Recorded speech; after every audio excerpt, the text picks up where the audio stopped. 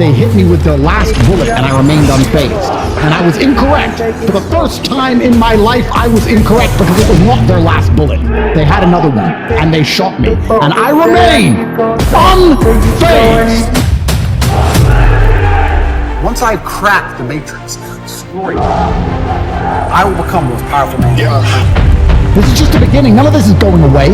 You think this is going away? This is the beginning of all of it. It's never going to end. They're going to continue to attack me to the end of time, no matter what. They're going to keep doing it to me.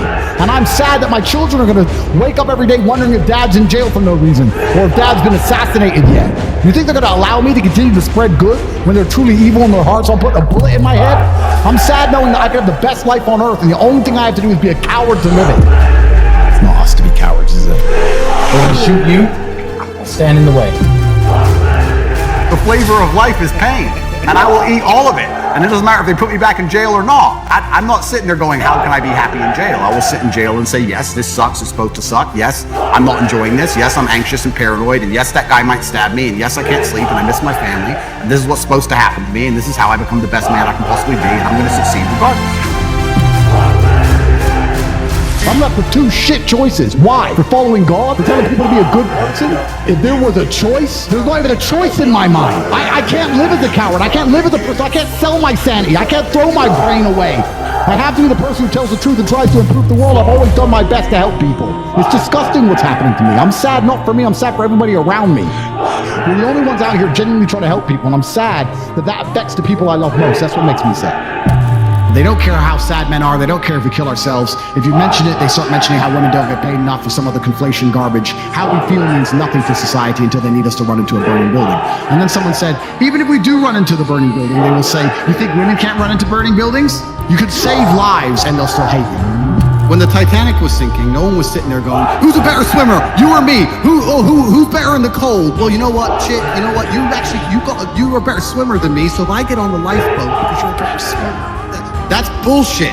You're a man and you fucking die. Decide to become the kind of person who adopts as many problems that he can solve as possible, so once they're all solved, he reaps the rewards and builds a fantastically large empire with so much money you can't possibly spend it, internationally renowned and respected. Because I understood if I do the right things and I work as hard as possible, I will be monumentally successful. I did not allow anyone to put me in a box. I did not allow anyone to tell me that I was disadvantaged, that because I'm brown, because I'm from a council estate, because I'm from a bad school, I'm not going to do well. I didn't listen to anyone.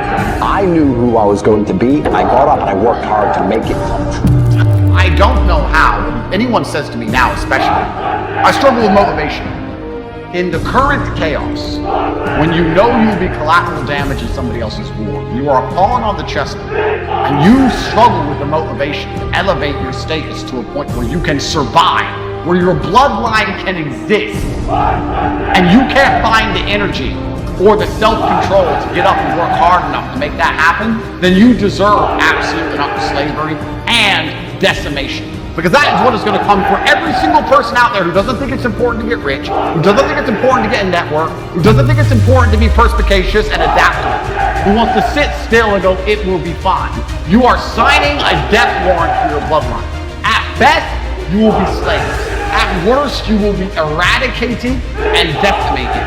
The world is speeding up, and I, as a professional, even though I am monumentally more successful than you, feel like I am running out of time.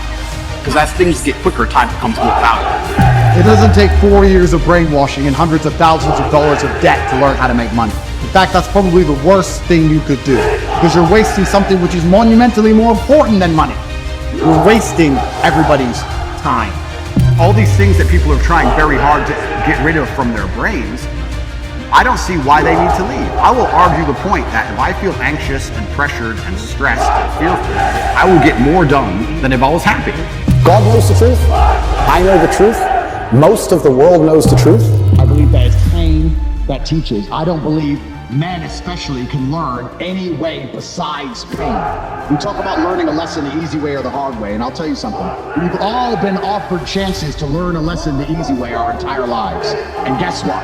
We didn't learn anything, and we kept doing it. You could see it with its natural and intrinsic inside of men. You'll see a man drive a car too fast and almost crash 100 times, and he won't learn his lesson until he's crashed that car. We only learn things the hard way.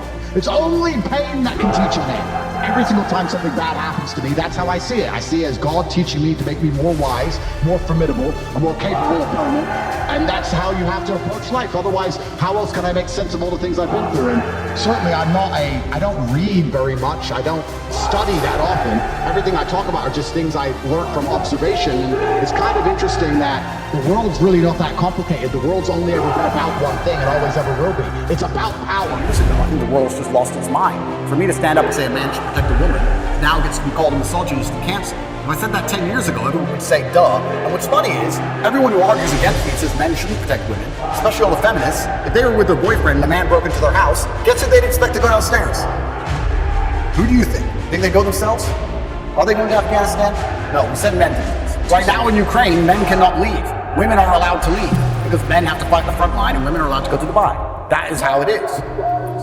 David Sheila Hancock says we've become too over-emotional as a society, crying too much about everything. Has she got a point? She's completely right. And the dangerous thing about overly emotional men is that they're dangerous. They're genuinely dangerous. This is what's crazy.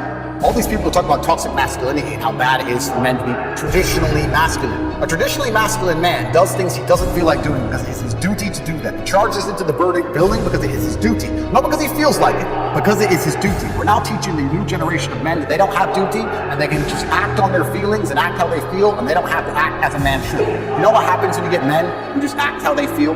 You get school shootings, you get violence, you get rapists. Men who do not control their emotions are dangerous. If you find a man who is stoic, he's not going to hurt people. He's going to sit and think about his actions very carefully, and he's going to be a good man who provides for his family. If you find a man who just acts out on impulse and does whatever he feels like, you're going to find a dangerous man. Sit here telling men to cry more and act with their feelings, and it's okay to feel this way, that way, etc., and have no self-control. That is why we have the problems we have in the world. They talk about toxic masculinity, they have it completely reversed on its head. You're going to be teaching young men to understand that the world is very, very difficult. It's hard to be a man. You're going to feel bad sometimes. You just suck it up and perform anyway. Not to sit there and cry your eyes out and blame other people. Tough being a woman too, in politics. It's certainly tough being a woman, but I'm not a woman, so why would I speak on issues I do not understand? I'm a man. I have absolutely everything I could ever possibly desire, and if I wanted something that I couldn't have, I guarantee we could speak again in a few months and I would do it. The best upbringing you can have is good parents and no money. If you don't give a man struggle, look what he becomes. Tell me the kind of man, if I were to say to you, imagine a man who's never struggled in his life. Physically, mentally, everything's gone perfect for him. Born in the royal family, everything's been perfect for him his whole life. Is that the kind of man anybody respects? Is that the kind of man anyone wants to be? Men come to me or young boys come to me and talk about something bad that happened to them. I said, good. Absolutely and utterly good. You should be glad that thing happened to you because that's the reason you're going to be the man who can resist the perils of life in the future. Every time I ask somebody what their dream life is, they give a very lazy, sloppy answer. Well, I want to be rich. How rich? For you to become rich and successful is going to require pain and suffering. And you have to understand exactly what your dream life is to make the pain and suffering worthwhile. Have you ever been to the gym and seen a person in fantastic physical condition? They're strong, they're ripped, they're large. And you say to them, how did you get so big and strong? And they say, I don't know. Oops, it kind of just happened. No, there is a very detailed plan and roadmap. You talk about your dream life. You don't even know what your dream life is. How do you expect to get to a destination when you don't know where you're going? Do you understand?